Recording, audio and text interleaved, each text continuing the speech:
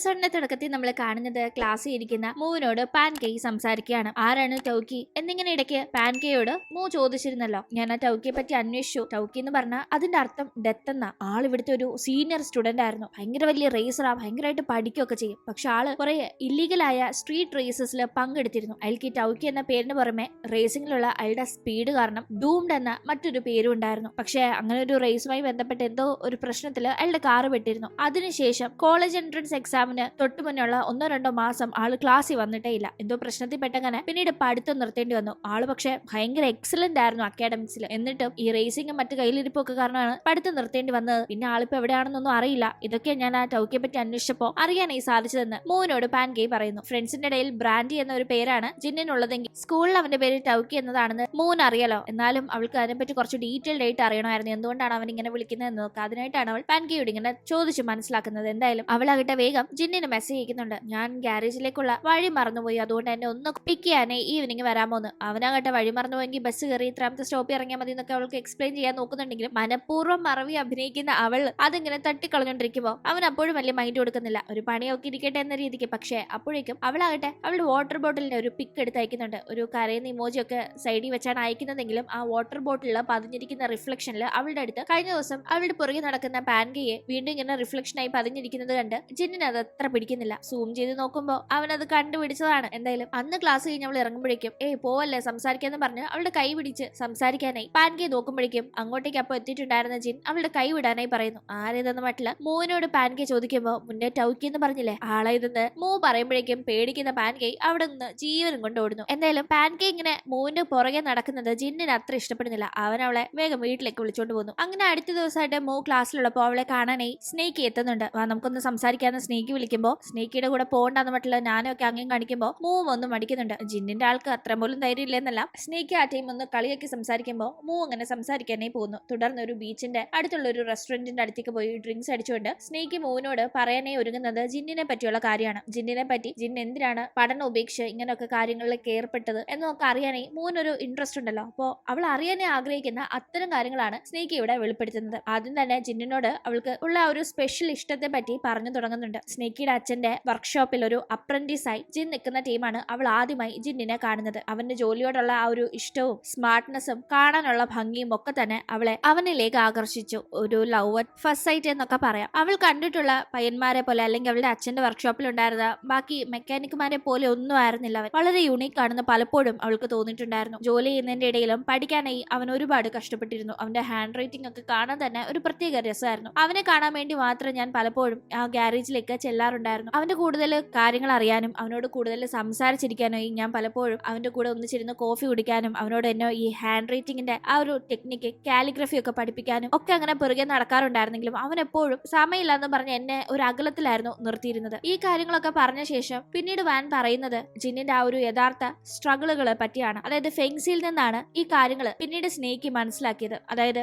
ജിന്നിന്റെ അനിയത്തിക്ക് ഹൃദയ സംബന്ധമായ അസുഖം ഉണ്ടെന്നും അതിനായി ഇമ്മീഡിയറ്റ് ആയി സർജറി ചെയ്യണമെന്നും പക്ഷെ അവരുടെ ഫാമിലിക്ക് അത്രയും വലിയ തുക അഫോർഡ് ചെയ്യാൻ പാടാണെന്നും അങ്ങനെ ആ ഒരു എമൗണ്ട് കണ്ടെത്താനായി ജിൻ കണ്ടെത്തിയ വഴിയാണ് ഒരു കാർ ചീപ്പായി വാങ്ങിച്ച് അത് മോഡിഫൈ ചെയ്ത് അത് കൂടുതൽ വിലയ്ക്ക് വിൽക്കുക എന്നത്. അങ്ങനെ അതിനായി ഒരു പൊട്ടൻഷ്യൽ ബയറേയും ജിന്നിന് കിട്ടി. ആളുടെ കാർ മോഡിഫിക്കേഷന്റെ ആവശ്യങ്ങളെല്ലാം അതിന്റെ സ്പീഡ് കൂട്ടുക, ബാക്കി പെർഫോമൻസ് മെട്രിക്സ് ഒക്കെ ഇംപ്രൂവ് ചെയ്യുക എന്നതൊക്കെയായിരുന്നു. അതൊക്കെ ചെയ്തു കൊടുത്ത ജിന്നിന് നല്ലൊരു തുക അയാൾ ഓഫർ ചെയ്യുകയും ചെയ്തു. അങ്ങനെ ജിൻ ആ ഒരു കാര്യത്തിന്റെ പുറകെ രാപ്പകലില്ലാതെ അധ്വാനിച്ചു. അതിനുവേണ്ടി റിസർച്ച് ചെയ്തു, ഡിസൈൻ ചെയ്തു, കാറിന്റെ ട്രാൻസ്മിഷൻ അപ്ഗ്രേഡ് ചെയ്തു, പവർ ട്രെയിൻ ചെയ്തു, അങ്ങനെ പല കാര്യങ്ങൾ ചെയ്ത് അവൻ രാപ്പകലില്ലാതെ കഷ്ടപ്പെട്ട് അങ്ങനെ ഒരു കാർ സെറ്റ് ചെയ്യുകയും ആ ഒരു ബയ്യർ പറഞ്ഞ വലിയ തുക ജിന്നിന് നൽകുകയും ചെയ്തു. ആ തുക കൊണ്ടാണ് അനീതയുടെ സർജറിയുടെ കോസ്റ്റ് എല്ലാം ജിൻ കവർ ചെയ്തത്. സ്നേക്ക് ഇത്രയും പറയുമ്പോഴേക്കും മൂ അതിന്റെ ഇടയിൽ കയറി പറയുന്നുണ്ട്. കുട്ടിക്കാലം മുതലേ എന്റെ റോൾ മോഡൽ ജിന്നായിരുന്നു. ഒരു ടീനേജർ ആയിരുന്നപ്പോൾ പോലും അവൻ പ്രായത്തിൽ കവിഞ്ഞ എക്സലൻസ് എല്ലാ കാര്യത്തിലും കാണിച്ചിരുന്നു. കുട്ടിക്കാലത്ത് എന്റെ അടുത്ത് നിന്ന് ജിൻ പോയപ്പോൾ അതെനിക്ക് ലൈഫിൽ വലിയൊരു സങ്കടമായിരുന്നു. ഇനി ഒരിക്കലും ജിന്നിനെ കാണാൻ പറ്റില്ല എന്ന് ഞാൻ ഇന്ന് തകർന്നു പോയിട്ടുണ്ടെന്നെല്ലാം മൂ പറഞ്ഞു തീരുമ്പോഴേക്കും വാൻ ബാക്കി പറയുന്നുണ്ട്. അങ്ങനെ കാര്യങ്ങൾ മുന്നോട്ട് പോകുന്നതിന്റെ ഇടയിൽ കോളേജ് എൻട്രൻസ് എക്സാമിന്റെ ഭാഗമായി വർക്ക്ഷോപ്പിലെ ജോലി വേണ്ടാന്ന് വെക്കുകയാണ് ജിന്നെന്നാണ് പിന്നീട് ഫെങ്സി വഴി ഞാൻ കേട്ടത്. അവൻ പഠനത്തിൽ കോൺസെൻട്രേറ്റ് ചെയ്യാനായിരിക്കും അങ്ങനെ വിചാരിക്കുന്നതെന്നാണ് ഞാൻ കരുതിയതെങ്കിലും പിന്നീടാണ് അവൻ ആ എക്സാം പോലും എഴുതിയില്ല എന്ന കാര്യം ഞാൻ അറിഞ്ഞത്. ഇത്രയും കേൾക്കുന്ന മൂവാട്ടെ അതിന്റെ ഇടയിൽ എന്തോ പറ്റിയിട്ടുണ്ടല്ലോ എന്ന് സ്നേക്കിയോട് പറയുമ്പോൾ അതെ, അതിന്റെ ഇടയിൽ വലിയൊരു ട്രാജഡി സംഭവിച്ചിരുന്നു. ജിൻ മോഡിഫൈ ചെയ്ത് നൽകിയ ആ ഒരു കാർ വലിയൊരു ആക്സിഡന്റിൽ പെട്ടു. വണ്ടി ഓടിച്ചിരുന്ന അയാൾക്ക് കാല് നഷ്ടപ്പെട്ടു. അങ്ങനെ തുടർന്ന് നടന്ന അന്വേഷണത്തിൽ ഇല്ലീഗലായ മോഡിഫൈ മോഡിഫിക്കേഷൻ ആണ് കാറിന് കൺട്രോൾ നഷ്ടപ്പെടാൻ കാരണമെന്ന് കണ്ടെത്തുകയും ആ വിക്ടിമിന്റെ ഫാമിലി ജിന്നിന്റെ മുകളിൽ കേസ് കൊടുക്കാനായി ഒരുങ്ങുകയും ചെയ്തിരുന്നു. പക്ഷെ അങ്ങനെ ഒരു കേസ് വന്നു കഴിഞ്ഞാൽ അത് ജിന്നിന്റെ ഭാവി തന്നെ നശിപ്പിക്കുമല്ലേ. അതുകൊണ്ട് തന്നെ കേസിന് പകരം വലിയ തുക നഷ്ടപരിഹാരം കൊടുക്കാമെന്ന് ജിന്നിന് ഏൽക്കേണ്ടി വന്നു. അങ്ങനെ ഈ ഒരു കാര്യം അറിഞ്ഞ ഞാൻ എനിക്കായി വാങ്ങിച്ച ആ പുതിയ സ്പോർട്സ് കാർ വിറ്റ് ആ ഒരു കാശ് അവന് ഹെൽപ്പ് ചെയ്യാൻ കൊടുക്കാമെന്ന് പറഞ്ഞെങ്കിലും ജിൻ അത് വാങ്ങാനൊന്നും തയ്യാറായില്ല. ജിന്നിനെ ആ ഒരു സമയത്ത് സഹായിച്ചത് അവന്റെ സുഹൃത്തായ സാൻലിയാണ്. സാൻലിക്ക് അപ്പൊ സ്വന്തമായിട്ട് ഒരു ഫാസ്റ്റ് ഫുഡ് റെസ്റ്റോറന്റ് ഉണ്ടായിരുന്നു. അതൊക്കെ വിറ്റ് സാൻലി കാശൊക്കെ കൊടുത്ത് ജിന്നിനെ ഹെൽപ്പ് ചെയ്ത് അങ്ങനെ കോടതിക്ക് പുറത്ത് ആ വിക്ടിമിന്റെ ഫാമിലിക്ക് കാശ് കൊടുത്ത് ആ കേസ് സെറ്റിൽ ചെയ്യായിരുന്നു. എന്നാലും ആ ഒരു സംഭവത്തിന് ശേഷം ജിൻ പിന്നീട് സ്കൂളിൽ പോയിട്ടേ ഇല്ല. അവന്റെ പഠനം കണ്ടിന്യൂ ചെയ്തിട്ടുമില്ല. വീണ്ടും വർക്ക്ഷോപ്പിൽ തന്നെ അപ്രന്റീസ് ആയി നിന്നിരുന്നു. അവിടെ അവൻ ഭയങ്കരമായി പണിയെടുത്ത് ഏതാണ്ട് അവൻ ചെയ്ത തെറ്റിന് സ്വയം ശിക്ഷ ഏറ്റെടുക്കുന്ന കണക്ക് അവനെ തന്നെ പണിഷ് ചെയ്തുകൊണ്ടിരിക്കുകയായിരുന്നു. എന്തായാലും പണിയെടുത്ത് കൂടുതൽ എക്സ്പീരിയൻസ് നേടി ജിൻ അങ്ങനെ നല്ലൊരു മെക്കാനിക്കായി മാറുകയായിരുന്നു. തുടർന്ന് എന്റെ അച്ഛനാകട്ടെ ഗ്യാരേജിന്റെ എല്ലാ കാര്യങ്ങളും ജിന്നിനെ തന്നെ ഏൽപ്പിക്കുകയും ചെയ്തിരുന്നു. അങ്ങനെ ആ ഒരു ടൈമാണ് ജിൻ ചില കാര്യങ്ങൾ അറിയുന്നത്. ആക്ച്വലി അന്ന് ജിൻ മോഡിഫൈ ചെയ്ത് നൽകിയ ആ ഒരു കാർ ആക്സിഡന്റിൽ പെടാൻ കാരണം ജിന്നായിരുന്നില്ല, മറിച്ച് ഞങ്ങളുടെ ഗ്യാരേജ് വഴിയാണ് ജിൻ ആ ഒരു മോഡിഫിക്കേഷൻ ഒക്കെ ചെയ്തത്. അവിടെ വില കുറഞ്ഞ ചീപ്പ് പാർട്സ് ഒക്കെ തെറ്റായ രീതിയിൽ വിൽക്കുന്നുണ്ടായിരുന്നു. ആക്ച്വലി ജിൻ നല്ല വില കൊടുത്ത് നല്ല മോഡിഫിക്കേഷൻ അതിൽ ചെയ്യാൻ നോക്കിയപ്പോ എന്റെ അച്ഛനൊക്കെ ഉൾപ്പെടുന്ന ആളുകളാണ് ജിന്നിന് ക്വാളിറ്റി കുറഞ്ഞ പാർട്സ് ഒക്കെ കൊടുത്ത് അവന്റെ ആ ഒരു മോഡിഫിക്കേഷൻ അവൻ പോലും അറിയാതെ തെറ്റായ രീതിയിൽ ചെയ്യിപ്പിച്ചെടുത്തത്. പിന്നീട് ഈ ഒരു സത്യം അറിഞ്ഞ ജിൻ തന്റെ തെറ്റുകൊണ്ടല്ല ഇങ്ങനെ ഒരു ആക്സിഡന്റ് നടന്നത്, തന്റെ തെറ്റുകൊണ്ടല്ല ആൾക്ക് കാല് നഷ്ടപ്പെട്ടത്, തന്റെ തെറ്റുകൊണ്ടല്ല താൻ ഇത്രയും വലിയൊരു തുക തന്റെ കൂട്ടുകാരുടെ ഒക്കെ സഹായത്തോടു കൂടി നഷ്ടപരിഹാരമായി അടക്കേണ്ടി വന്നത് എന്ന കാര്യങ്ങൾ തിരിച്ചറിഞ്ഞ അവൻ തന്നെ കുടുക്കിയതാണെന്ന് മനസ്സിലാക്കി ആ ഒരു ഗ്യാരേജിൽ നിന്ന് മാറുകയും സ്വന്തമായ ഒരു ഗ്യാരേജ് പിന്നീട് സ്റ്റാർട്ട് ചെയ്യുകയുമായിരുന്നു. ആക്ച്വലി ഇതിലൊന്നും എന്റെ അച്ഛന് പങ്കുണ്ടായിരുന്നില്ല. എന്റെ ബ്രദറാണ് ജിന്നിനിട്ട് ഇങ്ങനെ ഒരു പണി കൊടുത്തത്. പക്ഷെ പിന്നീട് അത് അറിഞ്ഞ എന്റെ അച്ഛൻ ഞങ്ങളുടെ ഗ്യാരേജിന്റെ പേര് പോകാതിരിക്കാൻ വേണ്ടി എന്റെ ബ്രദർ ചെയ്ത തെറ്റ് പുറത്ത് വരാതിരിക്കാനായി ശ്രമിച്ചു. ജിന്നിന്റെ തലയിൽ തന്നെ അത് കെട്ടിവെക്കാനായി ആഞ്ഞു ശ്രമിച്ചു. സത്യം മൂടി വെക്കാനായി ശ്രമിച്ചു. എല്ലാം അറിഞ്ഞിട്ട് പോലും എനിക്കും ആ സമയത്ത് ജിന്നിനെ ഹെൽപ്പ് ചെയ്യാനൊന്നും പറ്റിയിട്ടുണ്ടായിരുന്നില്ല. എനിക്ക് അതിന്റെ നല്ല കുറ്റബോധമുണ്ട് എന്നിങ്ങനെയെല്ലാം അവളും പറയുന്നു. എന്തായാലും സ്നേഹിക്കും വളരെ ആത്മാർത്ഥതയോടെയാണ് ഇങ്ങനെ ഭയങ്കര സങ്കടപ്പെട്ട് ഈ കാര്യങ്ങൾ പറയുന്നത്. അവളും ഇത് പറയുമ്പോൾ ഭയങ്കര സങ്കടപ്പെടുന്നുണ്ട്. അതേപോലെ ഇത് കേൾക്കുന്ന മൂവും ജിൻ കടന്നുപോയ കാര്യങ്ങൾ ഓർത്ത് ഭയങ്കരമായി സങ്കടപ്പെടുന്നുണ്ട്. എന്തായാലും രണ്ടുപേരും അങ്ങനെ വളരെ ഇമോഷണലായി ഡ്രിങ്ക്സ് അടിച്ച് ആകെ ഫിറ്റ് ആവുന്നുണ്ട്. അപ്പോഴാണ് അങ്ങോട്ടേക്ക് ജിന്നിന്റെ വരവ്. രണ്ടിന്റെയും കോലം കാണുമ്പോഴേ ഡ്രിങ്ക്സ് അടിച്ച് ആകെ ഫിറ്റ് ആണെന്ന് ജിന്നിന് മനസ്സിലാവുന്നുണ്ടായിരുന്നു. അവൻ വന്നെന്ന് മനസ്സിലാക്കുന്ന സ്നേഹിക്കായിട്ട് ഞങ്ങള് ചുമ്മാ സംസാരിച്ചിരിക്കാനായിട്ട് വന്നതാ, വെറുതെ ഞങ്ങളെ വഴക്ക് പറയാൻ നിൽക്കണ്ടെന്ന് ജിന്നിനോട് പറയുന്നുണ്ട്. ഒപ്പം തന്നെ അവനോട് സോറി ചോദിക്കുന്നുണ്ട്. അവനെതിരെ നടന്ന അനീതിക്ക് അവളുടെ അച്ഛനും കൂടി ചേർന്ന് നിന്ന് ചെയ്ത ആ ഒരു കാര്യങ്ങൾക്ക് സോറി പറയുന്ന അവൻ എന്തെങ്കിലും ദേഷ്യം ഉണ്ടെങ്കിൽ അവളെ വഴക്ക് പറഞ്ഞോളാനെയും പറയുന്നു. എന്തായാലും അങ്ങനെ പറഞ്ഞ് സ്നേഹിക്ക് പതിയെ അങ്ങനെ മയങ്ങുമ്പോഴേക്കും മൂവിന്റെ അടുത്തേക്ക് ജിൻ അവളെ എടുക്കാനായി നോക്കുമ്പോൾ അവൾ ഞാനിപ്പോ തിരിച്ചു വന്നില്ലേ, ഇനി ഞാൻ ഒരിക്കലും പോവില്ല, ഒരിക്കലും ജിന്നിനെ വിട്ട് പോവില്ല എന്ന് പറയുമ്പോൾ അവൻ അവളെ എടുത്തുകൊണ്ട് അവിടെ നിന്ന് പോകുന്നു. അങ്ങനെ ഇവർ പോയ ശേഷമാണ് അങ്ങോട്ടേക്ക് സാങ് വരുന്നത്. സ്നേക്ക് ഈ ഒരു അവസ്ഥയിൽ കാണുന്ന സാങ് അവളെ അവിടെ നിന്ന് കൂട്ടിക്കൊണ്ട് പോകാനായി നോക്കുമ്പോൾ അവൾ അവന്റെ കൂടെ ചെല്ലാനായി തയ്യാറാവുന്നില്ല. എന്റെ കൂടെ ഇരുന്ന് ഡ്രിങ്ക്സ് അടിക്കുന്നു പറഞ്ഞ് അവൾ കൂടുതലായി അവിടെ ഇരുന്ന് ഡ്രിങ്ക്സ് അടിക്കുന്നുണ്ട്. ഈ സാങ്ങിന് സ്നേഹിക്കോട് ഒരു സോഫ്റ്റ് കോർണർ ഉണ്ട്, ഒരു താല്പര്യമുണ്ട്. പക്ഷെ സ്നേഹിക്ക് താല്പര്യം ജിന്നിനോടാണല്ലോ. ജിന്നിന് സ്നേഹിക്കോട് തിരിച്ചൊരു താല്പര്യമില്ല എന്ന് അറിഞ്ഞിട്ട് പോലും അവൾക്ക് അവനോടുള്ള ഫീലിംഗ്സിൽ ഒരു മാറ്റവും ഇല്ല. ഓൾറെഡി അവനോട് തോന്നിയ ഒരു ആകർഷണവും പിന്നീട് അവന് തന്റെ അച്ഛനൊക്കെ കാരണം നേരിടേണ്ടി വന്ന പ്രശ്നങ്ങളും എല്ലാം അറിഞ്ഞുകൊണ്ട് തന്നെ അവൾക്ക് വല്ലാത്തൊരു സ്നേഹമാണ് അവനോട്. അങ്ങനെ മൂന്ന് തിരിച്ച് വീട്ടിൽ കൊണ്ടുവന്ന ജിൻ അവൾക്ക് ആ ഒരു ലഹരി മാറാനായി എന്തോ ഒരു ഡ്രിങ്ക്സ് ഒക്കെ കൊടുക്കുന്നു. ഒപ്പം തന്നെ അവളോട് എന്ത് പറ്റി, എന്തിനു ഇത്രയും ഡ്രിങ്ക്സ് അടിച്ചത്, സ്നേഹിക്ക് നിന്നെ ഉപദ്രവിച്ചോ, പേടിപ്പിച്ചോ, എന്റെ കാലിൽ ഒരു മുറിവുണ്ടല്ലോ, എന്ത് പറ്റി എന്നൊക്കെ ചോദിക്കുമ്പോൾ സ്നേഹിക്ക് എന്നെ ഒന്നും ചെയ്തില്ല, ഞങ്ങൾ സംസാരിക്കായിരുന്നു, ഇത് ഞാൻ തന്നെ എവിടെ അറിയാതെ തട്ടിയുണ്ടായ മുറിവാണെന്ന് അവളും പറയുന്നുണ്ട്. എന്തായാലും ഞാൻ ബെഡ് വിരിച്ചിട്ടാ നീ കിടന്ന് ഉറങ്ങാനായി അവൻ പറയുമ്പോഴേക്കും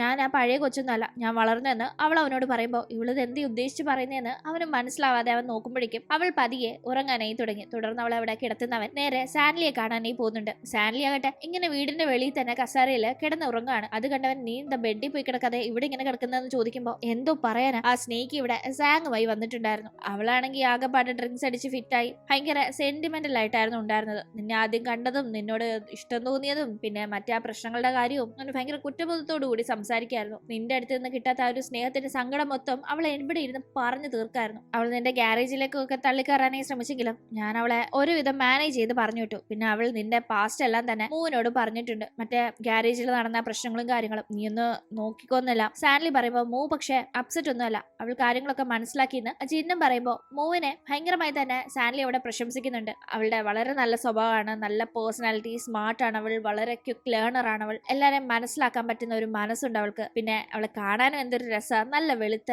മെലിഞ്ഞ ശരീരവും പിന്നെ ആ ഒരു നീണ്ട കറുത്ത മുടി ഇങ്ങനെ പിന്നെയൊക്കെ ഇട്ട് വരുമ്പോൾ എന്ത് രസമാണെന്നൊക്കെ പറഞ്ഞ് സാൻലി സംസാരിക്കുമ്പോൾ അല്ലെ ഞാൻ പറയുന്നതിൽ എന്തെങ്കിലും തെറ്റുണ്ടോന്ന് സാൻലി ജിന്നിനോട് ചോദിക്കുമ്പോൾ ഒരു കുഴപ്പമില്ലാന്ന് ജിന്നും പറയുന്നു. സാൻലി എന്തായാലും ഒരു ചീത്ത ഉദ്ദേശത്തിൽ അർത്ഥത്തിലല്ല അത് പറയുന്നതെന്ന് ജിന്നിന് അറിയാം. അതിനുശേഷം സാൻലി ആട്ടെ, അല്ല അവളെ നിന്റെ ഗേൾ ഫ്രണ്ട് ആക്കുന്നതിനെ പറ്റി നീ എപ്പോഴെങ്കിലും ചിന്തിച്ചിട്ടുണ്ടോ എന്ന് ചോദിക്കുമ്പോൾ ഞാൻ അങ്ങനെ ചിന്തിക്കേണ്ട ആവശ്യമില്ലല്ലോ എന്ന് ജിൻ മറുപടി പറയുമ്പോൾ നീ അതൊന്ന് ആലോചിച്ച് വെച്ചേക്ക്, കാരണം അവൾ നിന്റെ മനസ്സിൽ കയറാനായിട്ട് കാത്തിരിക്കുന്ന കണക്കാ എനിക്ക് തോന്നുന്നതെന്ന് സാൻലി പറയുമ്പോൾ ജിൻ അത് കേട്ട് ചിരിക്കുന്നുണ്ടെങ്കിലും അവന്റെ മനസ്സിൽ അപ്പോ വരുന്ന ചിന്ത ഇതാണ്, അവൾ എന്റെ മനസ്സിൽ കയറാനായി ശ്രമിക്കേണ്ട കാര്യമില്ല, കാരണം ഓൾറെഡി അവൾ എന്റെ മനസ്സിൽ തന്നെയാണല്ലോ എന്ന്. അങ്ങനെ പിന്നീട് നമ്മൾ സാനിനെ കാണുമ്പോൾ അവൻ ഭയങ്കര കലിപ്പിലാണ്. ഞാൻ മുന്നേ പറഞ്ഞില്ല സ്നേഹിക്കോട് അവന് കുറച്ച് ഇഷ്ടമൊക്കെ ഉണ്ടെന്ന്, പക്ഷെ സ്നേഹിക്ക് ജിന്നിനെയാണ് ഇഷ്ടപ്പെടുന്നത് എന്ന കാര്യം അവനെ ഭയങ്കര ഡിസ്റ്റർബ് ചെയ്യുന്നുണ്ട്. അങ്ങനെ ജിന്നിനോടുള്ള കലിപ്പ്, തനിക്ക് കിട്ടാതെ പോകുന്ന ആ ഒരു സ്നേഹത്തിന്റെ കലിപ്പൊക്കെ അവൻ തീർക്കുന്നത് ഒരു സാൻഡ് ബാഗിൽ പഞ്ച് ചെയ്തുകൊണ്ടാണ്. അങ്ങനെ പിന്നീട് ന്യൂ ഇയർ എത്താറാവുമ്പോഴേക്കും മൂവിന്റെ രണ്ടാനമ്മ അവരുടെ നാട്ടിൽ പോയി ഹോളിഡേ ആഘോഷിക്കാനായി തീരുമാനിക്കുന്നു. മോളുടെയും ഹസ്ബൻഡിന്റെയും കൂടെ പോകാനായിട്ടാണ് ഇരിക്കുന്നത്. അതുകൊണ്ട് തന്നെ നമുക്ക് മൂവിനെ വിളിച്ചോണ്ട് പോയാലോ, അവൾ ഇവിടെ ഒറ്റയ്ക്ക് നിർത്തിയിട്ട് പോകണ്ടല്ലോ എന്നെല്ലാം ഹസ്ബൻഡിനോട് പറയുമ്പോൾ മൂ വരില്ല, അവൾ ഇവിടെ തന്നെ നിൽക്കുമെന്ന് അച്ഛൻ എന്തോ ഒന്ന് മനസ്സിൽ ഉറപ്പിച്ച് പറയുന്നുണ്ട്. ഒരു പക്ഷെ ജിന്നിനെ വിട്ട് മൂ വരില്ല എന്ന് അച്ഛന് മനസ്സിലായിട്ടുണ്ടാവാം. എന്തായാലും പറഞ്ഞ കണക്ക് തന്നെ ന്യൂ ഇയർ സെലിബ്രേഷന് വേണ്ടി പോകുന്നതിന് മുന്നേ ന്യൂ ഇയർ ഒക്കെ പ്രമാണിച്ചൊരു റെഡ് എൻവലോപ്പിൽ കാശിട്ട് രണ്ടാനമ്മ മൂവിന് ഗിഫ്റ്റ് നൽകുന്നുണ്ട്. അവിടെ ഇങ്ങനെ മുതിർന്നവർ ഇതുപോലെ സ്പെഷ്യൽ ഒക്കേഷൻസിൽ ഇളയവർക്ക് ഗിഫ്റ്റ് കൊടുക്കുന്നത് ഇതുപോലെ ചുവന്ന എൻവലോപ്പിൽ കാശൊക്കെ വെച്ചാണ്. അങ്ങനെ അത് വാങ്ങുന്ന മൂ, നീ ഞങ്ങളുടെ കൂടെ വരുന്നില്ല എന്ന് ഉറപ്പാണോ എന്ന് അവർ ചോദിക്കുമ്പോൾ സാരില്ല പോയിട്ടോ, ഞാൻ ഇവിടെ നിന്നോളാം, ജിന്നുണ്ടല്ലോ ഇവിടെ എന്ന് അവൾ പറയുന്നുണ്ട്. കൂടാതെ അനീത്തിക്കുട്ടി പോകുന്നതിന് മുന്നേ അവളുടെ സമ്മാനമായി അനീതിക്കും അവൾ കൈ നീട്ട കൊടുക്കുന്നുണ്ടായിരുന്നു. അങ്ങനെ എന്തായാലും വീട്ടിൽ നിന്ന് അവരൊക്കെ പോയ ശേഷം ജിന്നിനെ കാണാനായി ഗ്യാരേജിന്റെ അവിടേക്ക് മൂ ചെല്ലുമ്പോൾ അടച്ചിട്ടിരിക്കുകയാണ്. സാൻലിയുടെ വീട്ടിൽ കാണുമെന്ന് അറിയാവുന്നവൾ ആ മഴ നനഞ്ഞുകൊണ്ട് തന്നെ അവന്റെ അവിടെ ചെല്ലുമ്പോഴേക്കും ജിന്നും സാൻലിയും ഗ്യാരേജിലെ മറ്റ് സ്റ്റാഫ്സും അവിടെ ഉണ്ടായിരുന്നു. ചെറിയൊരു ന്യൂ ഇയർ ഡിന്നർ അവിടെ അറേഞ്ച് ചെയ്തിട്ടുണ്ട്. അവൾ ഇങ്ങനെ മഴ നനഞ്ഞു വരുന്നത് കണ്ടപാടെ അവൻ വഴക്ക് പറയുന്നുണ്ട്, നീ എന്തിനാ ഇങ്ങനെ മഴ നനഞ്ഞു വന്നത്, എന്നൊന്ന് വിളിക്കായിരുന്നല്ലോ, ഞാൻ നീ ഇന്ന് വരുമെന്ന് വിചാരിച്ചില്ല, അച്ഛന്റെ അമ്മയുടെയും കൂടെ പോയിട്ടുണ്ടാവുമെന്ന് ഞാൻ വിചാരിച്ചതെന്ന് അവൻ പറയുമ്പോൾ എനിക്ക് അങ്ങനെ പോകാൻ തോന്നിയില്ല, ജിന്നിന്റെ കൂടെ ന്യൂ ഇയർ സെലിബ്രേറ്റ് ചെയ്യണം എനിക്കെന്ന് അവൾ പറയുമ്പോൾ സാൻലി അവളെ അവരുടെ ന്യൂ ഇയർ ഡിന്നറിലേക്ക് വെൽക്കം ചെയ്യുന്നുണ്ട്. എന്തായാലും നനഞ്ഞു വന്ന അവളെ തലയൊക്കെ തുടച്ചു കൊടുക്കുന്ന ജിൻ അവളുടെ കൈയൊക്കെ വല്ലാണ്ട് തണുത്തിരിക്കുന്നു എന്ന് കണ്ട് വേഗം കൈയെടുത്ത് ചൂട് കിട്ടാനായി അവന്റെ ആ ഒരു ഡ്രസ്സിന്റെ പോക്കറ്റിലേക്ക് വെക്കുമ്പോൾ അവൾക്ക് അവിടെ നിന്ന് അവൾ ഇത്രയും നാള് തല പുകഞ്ഞ് അന്വേഷിച്ചിട്ടും കിട്ടാതിരുന്ന ആ ഒരു സാധനം കിട്ടുന്നുണ്ട്. മറ്റൊന്നുമല്ല, അവന്റെ കീ ചെയിൻ. അവന് ഗേൾ ഫ്രണ്ട് ഉണ്ടോ എന്ന മൂവിന്റെ ചോദ്യത്തിന് കീ ചെയിനില് അതിലുള്ള ഉത്തരവുണ്ടോ, നീ പോയി കണ്ടുപിടിക്കാനേ സാൻലി പറഞ്ഞ ജിന്നിന്റെ അതേ കീ ചെയിൻ. ആ കീ ചെയിൻ എടുക്കുന്നവൾ അതിൽ എഴുതിയിരിക്കുന്നത് വായിക്കുന്നുണ്ട്. രാവും പകലും നിന്നെ കാത്തെന്നും പറഞ്ഞ് അവളുടെ പേരിന്റെ അർത്ഥം വരുന്ന വാക്കുകളാണ് അതിൽ എഴുതിയിരിക്കുന്നത്. അത് കാണുന്ന അവൾ ഭയങ്കര ഹാപ്പി ആവുന്നുണ്ട്. അവൾക്ക് ആരാണ് അവന്റെ മനസ്സിലുള്ള ക്രഷ് എന്ന ആ ഒരു സൂചന അതിലൂടെ ലഭിച്ചിരിക്കുന്നു. അവൾ അതിന്റെ ഭയങ്കര സന്തോഷത്തിൽ ഇരിക്കുമ്പോഴേക്കും അവൾ അത് കണ്ടു എന്ന ഒരു ചമ്മൽ ജിന്നിന് വരുന്നുണ്ടെങ്കിലും അവനത് മാക്സിമം മറച്ചു പിടിക്കാനായി ശ്രമിച്ച് മസിൽ പിടിച്ചിരിക്കുന്നിടത്ത് ഇന്നത്തെ എപ്പിസോഡ് ഇവിടെ അവസാനിക്കുന്നു. ശേഷം എന്ത് സംഭവിച്ചു എന്ന് നമുക്ക് അടുത്ത എപ്പിസോഡിലൂടെ കാണാം. ഇന്നത്തെ വീഡിയോ ഇഷ്ടമായാൽ മറക്കാതെ ലൈക്ക് ചെയ്തും ഷെയർ ചെയ്തും സബ്സ്ക്രൈബ് ചെയ്തും സപ്പോർട്ട് ചെയ്യണം. അപ്പോൾ വീണ്ടും പുതിയൊരു എപ്പിസോഡുമായി കണ്ടുമുട്ടും വരെ ബൈ.